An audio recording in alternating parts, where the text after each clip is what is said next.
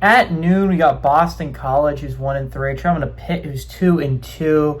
Boston College Pitt favored by 6.5 points on the ACC network. Dylan Lonergan has gone 111 and 160 for the Eagles, thrown for 1,188 yards, 9 touchdowns, 3 interceptions. Turbo Richard has had 58 carries for 329 yards and 4 touchdowns. And Lewis Bonds had 36 catches for 352 yards.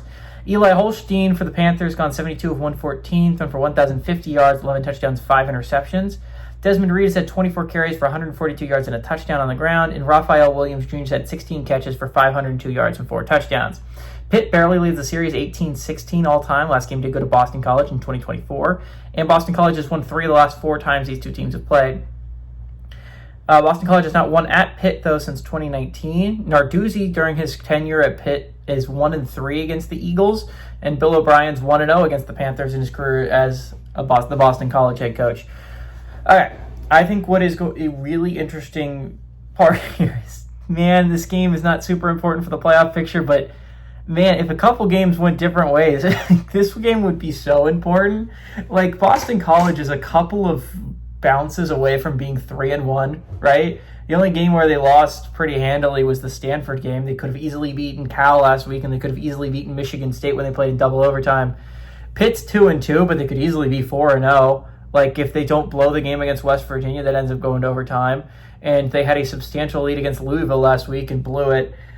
I don't know. This game could have been, like, really important, you're talking about. But instead, we're talking about a team that's barely still in the playoff picture in Pitt, and a Boston College team that's not out in the playoff picture anymore.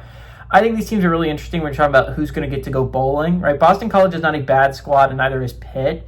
But whoever loses this game is putting themselves way behind the 8 ball when it comes to going to the postseason.